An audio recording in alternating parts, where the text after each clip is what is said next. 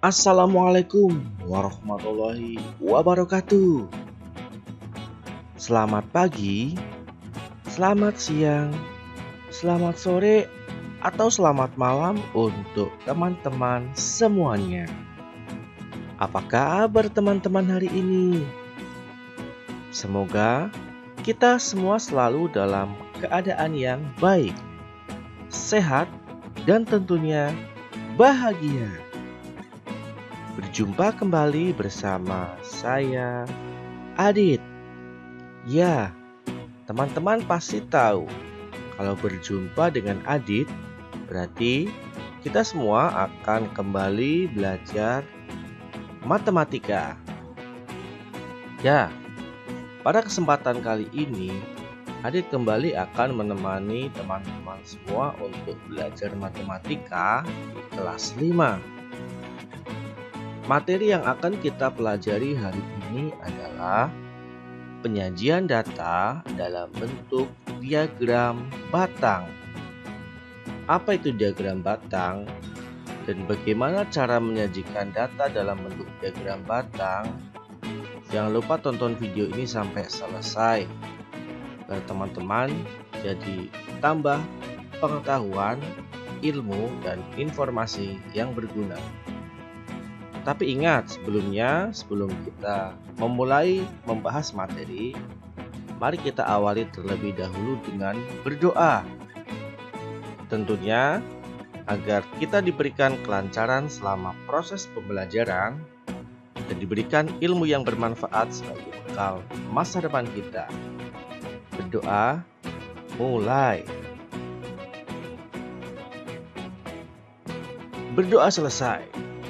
Nah, teman-teman, perhatikan. Dayu mencatat profesi semua orang tua di kelas 5 SD Nusantara 1. Setelah menanya satu persatu, diperoleh data profesi orang tua siswa kelas 5 SD Nusantara 1 sebagai berikut. Perhatikan. Pegawai negeri sipil atau PNS sebanyak 8 orang. TNI sebanyak 5 orang, petani sebanyak 12 orang, guru sebanyak 3 orang, dan wira swasta sebanyak 2 orang. Nah, membuat diagram batang dari data pekerjaan orang tua siswa kelas 5, perhatikan sebagai berikut ini. Kita mulai dari ada banyaknya orang tua siswa. Ini garis dari bawah ke atas 1 sampai 12 ya. Ini perhatikan cara untuk menentukan berapa jumlah angkanya. Perhatikan dari data yang kita peroleh, angka paling banyak, jumlah paling banyak adalah 12 orang. Berarti minimal teman-teman harus membuat garisnya dari atas ke bawah itu ada 12 ya. Sementara untuk yang mendatar atau horizontal itu pastikan adalah tempat untuk batangnya. Berapakah datanya? Kita lihat ada berapa jenis pekerjaan orang tua siswanya. Kita lihat ada PNS, TNI, petani, guru, dan wira swasta. Ada 5. Berarti masing-masing teman-teman sediakan 1 kolom. Di sini contohnya PNS, TNI, petani, guru, dan wira swasta. Masing-masing diberikan tempat untuk menempatkan atau menggambarkan batangnya masing-masing. Jadi kesimpulannya, kita buat garis yang vertikal atau tegak lurus itu kita isi untuk banyak orang tua siswanya ya, banyaknya orangnya. Sedangkan garis yang mendatar atau horizontal itu kita isi dengan profesi orang tuanya ya. Jangan lupa dituliskan datanya ya. PNS, TNI, petani, guru, dan wira swasta. Ketika sudah membuat garis horizontal dan vertikal, ya, teman-teman pastikan dulu mulai dari data yang pertama. Di sini kan yang diturunkan pegawai negeri sipil atau PNS banyak 8 orang. Berarti teman-teman tulis dulu PNS.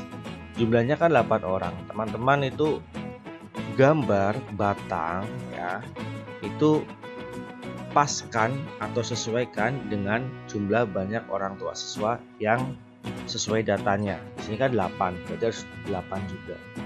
Dilanjutkan dengan TNI 5, petani 12, guru 3, dan juga wira swasta ada 2. Sesuaikan masing-masing dengan datanya. Ingat, menggambar batangnya itu masing-masing profesi orang tua harus sama, ya. Tidak boleh ada yang terlalu lebar, terlalu sempit, itu harus lebarnya sama. Yang membedakan hanyalah tingginya. Tingginya itu yang menentukan data banyak orang tuanya. Seperti itu teman-teman.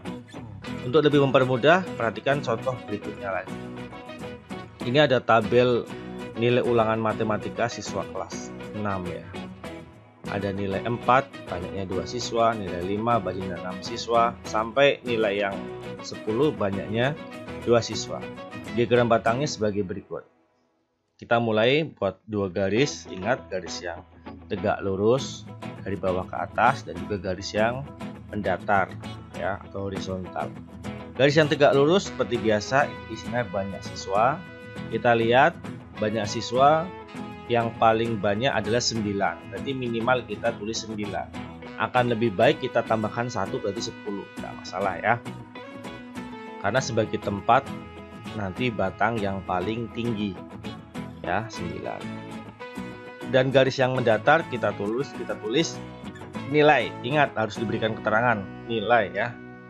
Nah, kenapa tidak dimulai dari angka 1?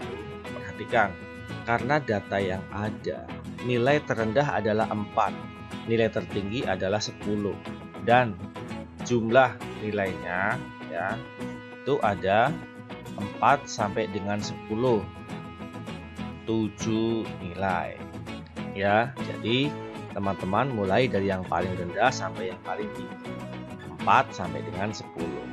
Lalu seperti biasa, teman-teman sesuaikan tinggi batang sesuai dengan data yang ada. Kita mulai misalkan nilai 4 ada 2 siswa, nilai 5 ada 6 siswa. Nah, seperti ini, ya. Kalau teman-teman saksikan, kalau teman-teman perhatikan, ini menggambar diagram batangnya menggunakan kertas yang kotak-kotak, ya. Kertas koordinat kotak-kotak seperti ini. Ini teman-teman bisa mempermudah membuat diagram batang dengan menggunakan buku yang sudah bergaris-garis kotak-kotak seperti ini. Ya, ini data yang diperoleh. Kita lanjutkan, nilai 7 ada 8, nilai 8 ada 5, dan seterusnya. Ini pokoknya kita sesuaikan dengan data yang sudah kita peroleh. Nah, apa tujuannya? Perhatikan, kalau sudah melihat diagram batangnya, ini akan mempermudah kita, ya, si pembaca datanya untuk mengetahui data yang ada dan akan menambah ketertarikan kita untuk mempelajarinya juga. Yuk, contoh berikutnya. Perhatikan ada tabel kota. Ini ada kota A, B, C, D, dan E. Ada suhu minimum dan suhu maksimum, ya. Berarti ini paling tidak satu kolom ada 2 batang. Perhatikan. Nah, betul kan? Kita buat yang garis tegak lurus atau vertikal adalah suhu.